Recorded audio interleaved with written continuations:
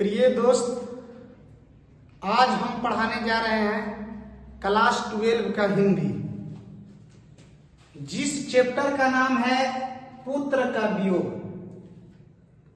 हम इसको पढ़ाएंगे एक संगीत के धुन के माध्यम से, जो आपको अच्छा लगेगा और समझ में भी अच्छा आएगा।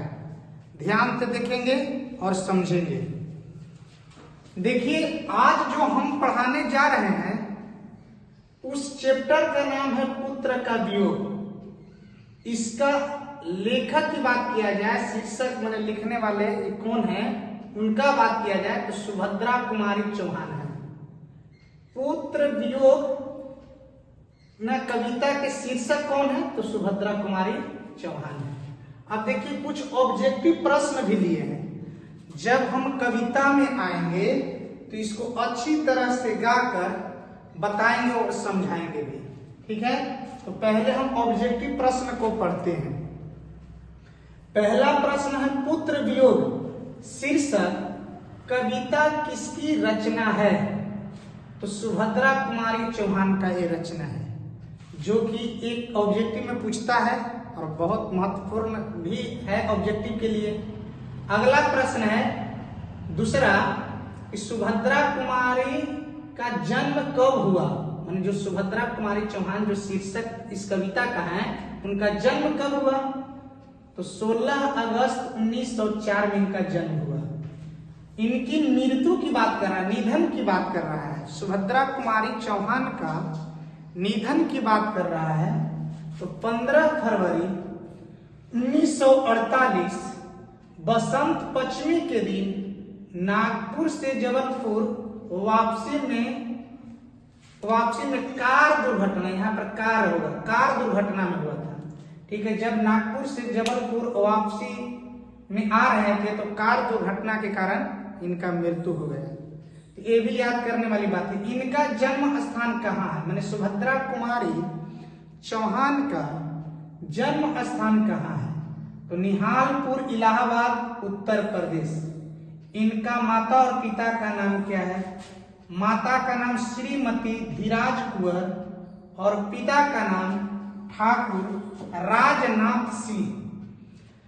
सुभद्रा कुमारी चौहान का पति का नाम क्या था? तो इनका पति का नाम ठाकुर लक्ष्मण है, लक्ष्मण सिंह चौहान। इनका पति का नाम लक्ष्मण, ठाकुर लक्ष्मण सिंह चौहान है।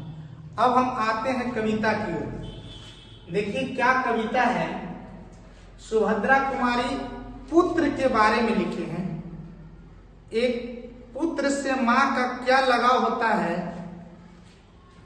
इसके बारे में एक कविता के माध्यम से चर्चा किए हैं। कविता को हम पहले पढ़ेंगे और तब आपको समझाएंगे।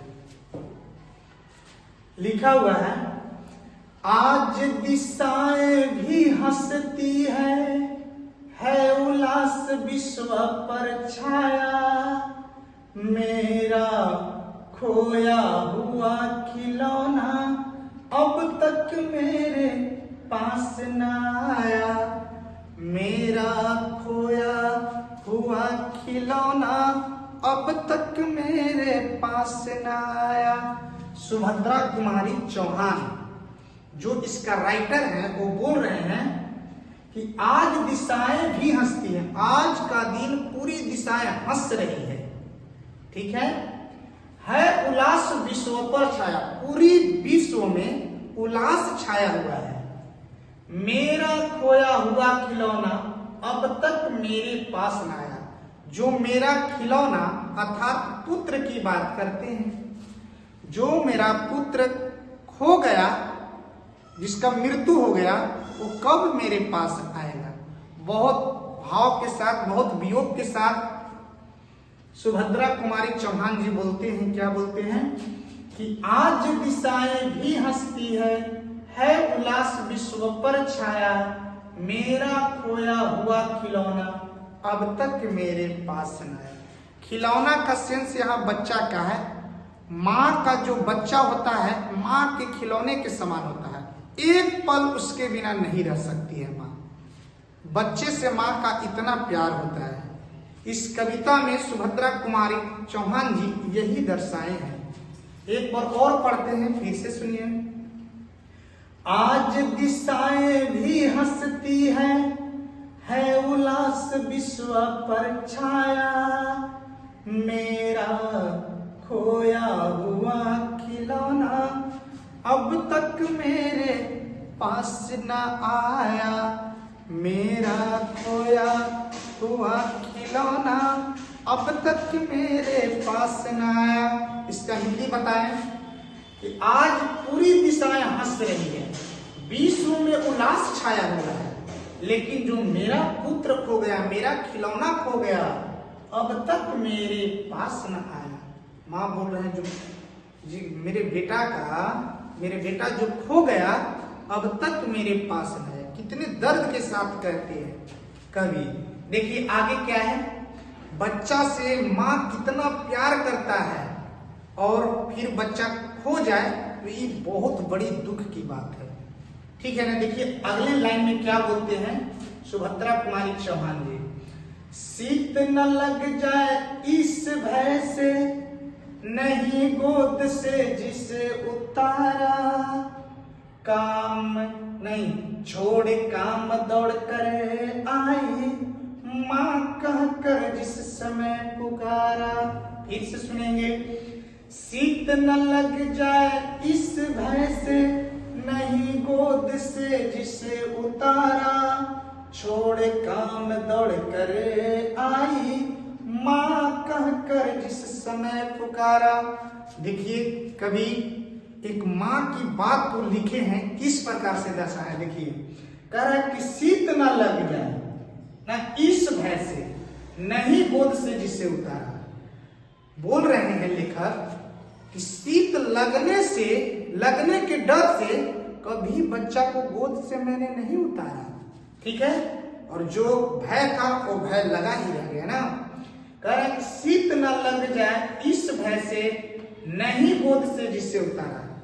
शीत लगने के डर से गोद से हम बच्चे को नहीं उतारा, छोड़ काम दौड़कर आई, माँ कहकर जिस समय पुकारा।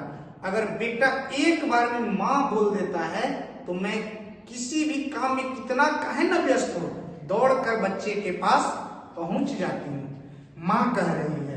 देखिए कितनी दर्द की बात है जो सुभद्रा कुमारी चौहान जी इस कविता में कितनी दर्द की बातें लिखी हैं जो आप लोग के हम बता रहे हैं। अब अगले लाइन पर चलेंगे। थपकी दे दे जिसे सुलाया, थपकी दे दे जिसे सुलाया, जिसके लिए लोरिया गाई, जिसके मुंह पर जरा मनिलता, देख आंख में रात बिताई। अगर एक माँ के बच्चा सोता नहीं है तो माँ का स्वभाव होता है उसको बार बार थपकी देकर उसे सुलाती है माँ, ना सुलाती है माँ। अगर तभी पर बच्चा ना सोए तो उसके लिए माँ कुछ लोरिया भी गाती है। और लिखा हुआ है कि जिसके मुंह पर जरा मनिलता, अगर बच्चा का मुंह पर थोड़ा भी मनिलता अगर माँ देख लेती है तो क्या बोले, देख आंख में रात बिताई, रात भर उसको देखती रहती है, देख आंख में रात बिताई। मतलब माँ को नींद नहीं आता। अगर बच्चा को थोड़ा भी चेहरा पर मनिलता हो जाता है तो माँ का बिल्कुल खुशी जो है छीन जाता है, उन्हें बिल्कुल दुख में हो जाती है, हुआ मेरा बच्चा का क्या, ठीक ना। और रात भर माँ को नींद नहीं आता है, मेरा बच्चा आज नाराज है, इसका कारण क्या है, पूरे जानने में रात बिता देती है। कारण तो ये भी हो सकता है कि इसकी तबीयत तो नहीं खराब है, ठीक है। बहुत अच्छी कविता है, सुनिए अगला लाइन क्या है। जिसके लिए भूल अपनापन, पत्थर को भी देव बनाया, कहीं नारियल दूध बतासे, कहीं चढ़ाकर शीश नवाया। यहाँ पर कवि बोल रहे हैं, कवित्री जो है, कवि नहीं है, कवित्री जो है सो बोल रहे हैं कि जिसके लिए भूल अपनापन। जब अगर एक माँ को बच्चा नहीं होता है तो माँ सोचती है कि हो सके हमसे भूल हो रहा है, भूल अपनापन, अपना कोई भूल मान लेती है कि हमसे कोई भूल हो रहा है। पत्थर को भी देव बनाया, फिर पत्थर को भी देव बना लेता है बच्चा प्राप्त करने के लिए। कहीं नारियल चढ़ाते हैं, तो कहीं दूध और कहीं बतासे, और चढ़ाकर कहीं चढ़ाकर शीश नवाया, और चढ़ाकर माँ की एक स्वभाव होती है, चढ़ाकर सिर को नवाती है कि मेरा बच्चे का जन्म हो, और बच्चा होने के बाद भी अगर बच्चा छीन जाए तो ये कितनी कष्ट की बात है।